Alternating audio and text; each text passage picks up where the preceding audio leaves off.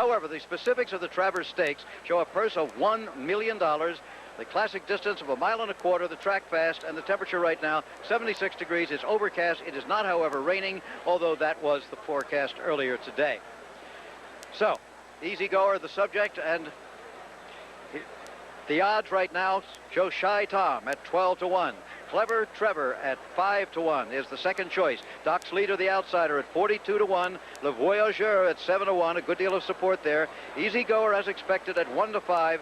And Roy Danzig, or Roi Danzig, if you prefer the French, being held at 11-1. The favorite, however, Easy Goer. He is the primary topic of conversation. Everyone is speculating, is he the stuff of a legend? Why was he beaten in the Kentucky Derby and the Preakness? Whatever the reasons for those two losses, those races represented a rite of passage for Easy Goer. Somehow he seemed to come of age with those losses. He mentally and physically, he's a totally different horse. We saw him in the Belmont. He was devastating. He was overwhelming here in the Whitney a few weeks ago. He hadn't raced for 55 days. He gave weight on the scale to top-class older horses. He ran 2/5 of a second off the track record, and Pat Day only let him run 1/4 of a mile, and that was just a prep for this afternoon. Luck is always a factor, but I believe this horse won't be beaten again this year, fast track or not. Yet we must remember that this place is known as the House of Upsets. As a matter of fact, in the past 20 years, only one winner of the Belmont has won the Travers. That was Temperance Hill in 1980. And in the past decade, only one favorite has won the Travers. That was Chief's Crown in 1985. But for more on the subject of sure things and odds and winners and losers, here is Dave Johnson. Well, we deal in odds all the time. You know, when the weatherman says there's a 5% chance of rain, he's talking 20-1. It could rain that day, and upsets do happen. The U.S. beat the Russians in hockey. Joe Namath and the Jets beat the Colts. Truman beat Dewey. And believe it or not, Easy Goer could lose this afternoon. 3 of his 5 foes seem to have the best chance to pull the upset. They come from the barn of Woody Stevens, Oklahoma, and France. Le Voyageur has the breeding. He's the offspring of 2 champions. He has the looks and the speed. After 1.25 miles in the Belmont, look how close he was to Easy Goer in Sunday Silence. And even finishing 3rd, it was a mighty performance. Back to France after the Belmont, he came stateside again and ran 5th in the Haskell. He may have needed that effort to tighten him up for today. Clever Trevor is the son of a horse who never won a race, but the Oklahoma bred has improved so dramatically since his 13th place finish in the Kentucky Derby. He seems like a different animal. He won the St. Paul Derby in track record time and coasts to a 9-length score here in the Arlington Classic. Roy Danzig is another story. He's a full brother to 86 Belmont winner Danzig Connection. His trainer, the 75-year-old Woody Stevens, is back in form after a winter and spring recovering from surgery. Unraced at 2, this versatile late developer showed why he shouldn't be discounted with this handy wire-to-wire romp in the Dwyer last month at Belmont Park. Okay, and here let's have a look at Roy Danzig, owned by Henrik the Kwiatkowski, trained, as Dave said, by Woody Stevens, 3rd in the Jim Dandy most recently, but he did win the Dwyer and was 2nd in that Ohio Derby, ridden by Eddie Maple. And there's Woody right now. Woody Stevens, the trainer. He's doing well now after having surgery early. We're glad to see him back around. And there's Clever Trevor, the Oklahoma Invader. He's won 4 stakes races west of the Hudson this summer, and he was 2nd in 2 others. He gives 101% all the time, every time they lead him over. He's been handled with patience and restraint by young Donnie Van Hemmel.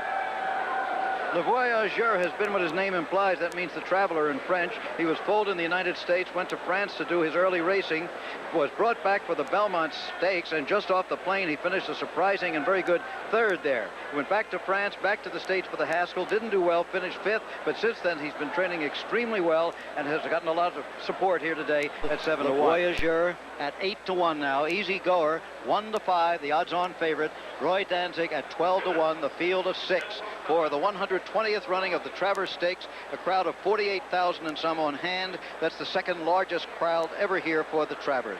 And there is Pat Day in the traditional colors of the Phipps family, the black with the cherry red cap.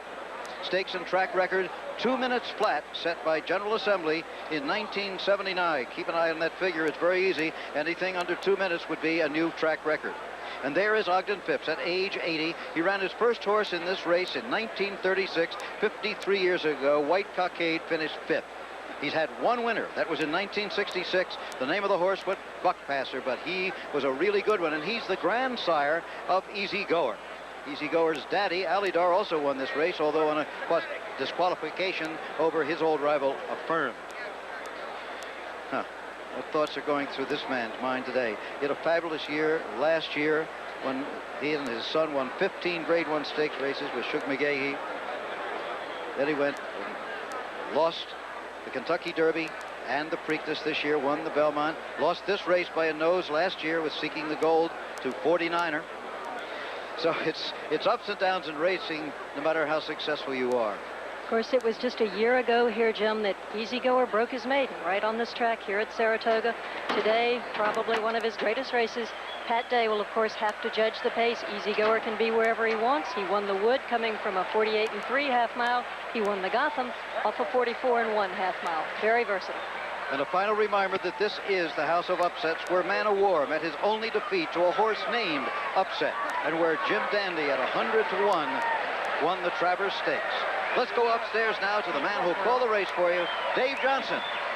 And there goes Shy Tom with Jose Santos in the line. He is the leading rider of the current meet. I find one of the most interesting horses that I've seen at Saratoga, Le Voyageur, who has only won one race in his life. That was a maiden event at Deauville. And here he is in the Travers with just one win under his belt. And what's interesting also is that he is by two champions, by Seattle Slew out of Devona Dale. And Devona Dale, when she was a filly, a 3-year-old filly, was favored in the Travers, and she finished 4th. That was back in 1979. That's Le Voyageur there, number 4 with Randy Romero. And here is Easy Goer, whose sire Alidar took this race in 78 on the disqualification, and his grandsire paid 30 cents on the dollar, taking it in 1966. Pat Day's had a big day already. He has 2 victories. He looks for his 3rd in this one, and he's won the Travers twice before. And here's Roy Day. 1 second, back it up. You got him. And they're off in the Travers. A clean start, and Clever Trevor, as expected, toward the inside, takes the lead. Roy Danzig, surprisingly up on the outside into the 2nd spot, and will press the pace early. Le Voyageur is now 3rd. Easy Goer to the outside 4th. Doc's leader is 5th, and Shy Tom at the back of the pack as they round the clubhouse turn. It's Clever Trevor in front and holding on to the lead by a length and a quarter. Roy Danzig is in 2nd by 2.5, make it 3.5 now.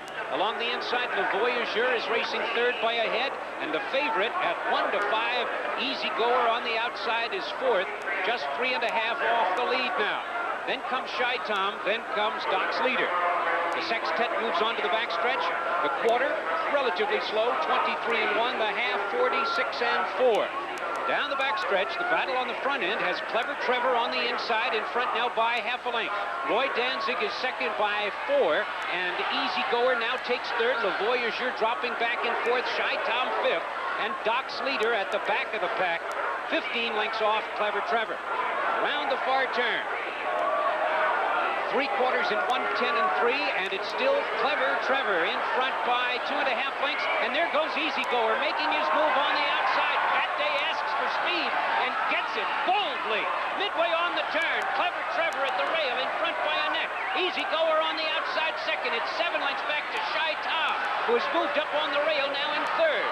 At the quarter pole, Clever Trevor at the rail. Easy Goer on the outside, stride for stride, head and head.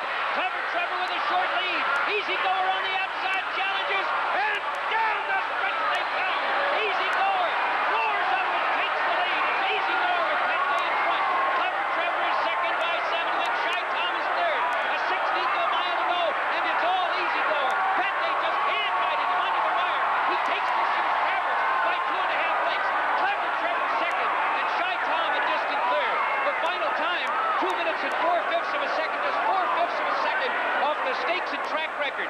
Easy Goer, Easy does it on his way to Horse of the Year. Jim? All right, Dave, no question about that. That's Denny Phipps in the foreground, the son of Ogden Phipps. Denny himself, the chairman of the Jockey Club and owner of many fine horses. But there is the winner. There is Easy Goer. And Charlesy, he did make it look that way today. It was a very easy victory for him, Jim. He is duly dispatched and came back with the Travers. He does it, you know, Pat Day sort of knew where he was. He had Clever Trevor measured, and when he was ready, he moved towards him. He flicked the whip once or twice, mostly hand rode him, and Easy Goer really basically had pretty much of a public workout. A good performance by Clever Trevor, though. He always gives his best and did again today, but no stopping Easy Goer this afternoon.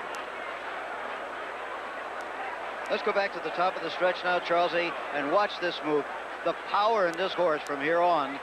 Well, as they started into the turn and Easy Goer began to make his move, the roar went up from the crowd. We almost couldn't hear the announcer, but here he is. And as you see Pat Day, he knows exactly where he is and how much horse he's got. He's not getting in too much of a hurry. Clever Trevor trying to hold on to that lead. He'd had Roy Danzig with him earlier. Roy Danzig has shown speed in other of his races. He went wire to wire on the Dwyer, but Clever Trevor had fought off 2 charges but couldn't handle this, and Easy Goer just coasts on by Pat Day, just sort of keeping him a little bit busy. Easy Goer keeps flicking up an ear saying, well, where's everyone else? And that is it. He comes to the wire, 2 minutes and 4/5 of a second. Still unofficial, of course, and unofficially second was Clever Trevor. Third was Shy Tom, and fourth was Doc's leader, the winner of the West Virginia Derby. Nobody thought he had a chance. And there's Shug There is Shug McGahee. McGahee. Pat, congratulations. It looked like no problem all the way. 210. Shy Tom, 210. None of the bettors are going to get rich on those returns here today. However, the owners of the horses are going to get very rich indeed. As we said, about $650,000 to the winner, then $249, I believe, $120,000, and $65 for fourth. Here is the official order of finish. Easy Goer, followed by Clever Trevor, followed by Shy Tom, then Doc's leader, who was the long shot in the field, Le Voyageur disappointed, and Roy Danzig brought up the rear. That's the result of the 120th running of the Travers Stakes at Saratoga. The rain has held off. The winner has at least approached the super horse status that was awarded to him before this season began. You know, and one by thing, the time the year's over, he may be that. Here comes Shug McGahee, the trainer. You're looking at Ogden Phipps. Shug, congratulations to you once again. Thank you. You told me last night you were a little nervous about Clever Trevor because you couldn't figure him out. Well, I had a right to be. I mean, when we came to him, he still had plenty of horse left, and we had to work a little bit to beat him. And I knew the other horses. I felt like that we ran our race and we were pretty, you know, that we could handle them okay, but I didn't know about him. And that little boy, that Pettinger, rode a great race on him, and we had to work a little bit to beat him. Why don't we take another look at it? That should be pleasant for you. Mary Jane is here, and so is Pat Day. Pat, you could join us on this, if you will. Well, he broke good as he has done the last few times, and Roy Danzig wanted to go on, so we let him. Was happy to sit in behind him, but it looked like Donnie on the 2-horse had an armful of horse, and I was, you know, because of the circumstances, I went after him a little bit earlier than I, you know, normally would have. We got to him just past the 3/8 pole. When he looked over and seen me there and went ahead and called on his horse, you know, his horse put in a big run. Donnie rode a good race, and we had to work a little bit to get past him, as Shug said. Once we turned in the lane, I turned my stick up and hit Easy Goer one time, and that's just a signal. It has been lately. Tapped him one time, and he just exploded, and the race was over at that point. Of course, at this point, we're still on the backstretch. Were you concerned at this point at all? Well, no, my horse was running easy up underneath of me, and I felt like we had plenty of time to get to the leader. You know, it's the body of the race, and everybody seems to be running easy right now. I'm comfortable. I'm in a contending position and right where I wanted to be. We'll be watching your move and the powerful run through the stretch. What's going to come next, Shug? Where does he go from here? Well, we're going to make up our mind this week. We're going to either choose between the Woodward or the Super Derby, and I've been thinking about the Travers now since the Belmont, and now I'm going to sit down and think about what I'm going to do with him next. But what we want to try to do is to pick the race that's going to get us to the Breeders' Cup the best way we can. I haven't heard you say Super Derby before. There's a horse named Sunday Silence is going to be down there. Well, that's true, and you know, we might meet again down there, but like I say, we're going to try to figure out the best way for us to get to the Breeders' Cup, and it'll be either the Woodward or the Super Derby. Pat, this must be a great feeling when you push the button and there he goes. Well, this is just a phenomenal horse, and he just, you know, he's very well prepared by Shug, and I go into the race with just so much confidence, and it's, I tell you what, it's a pleasure to ride a horse like this. Just when you call on him, he goes, and what can I say? It's fun. Just gave him the one tap and then showed him the whip a couple of times?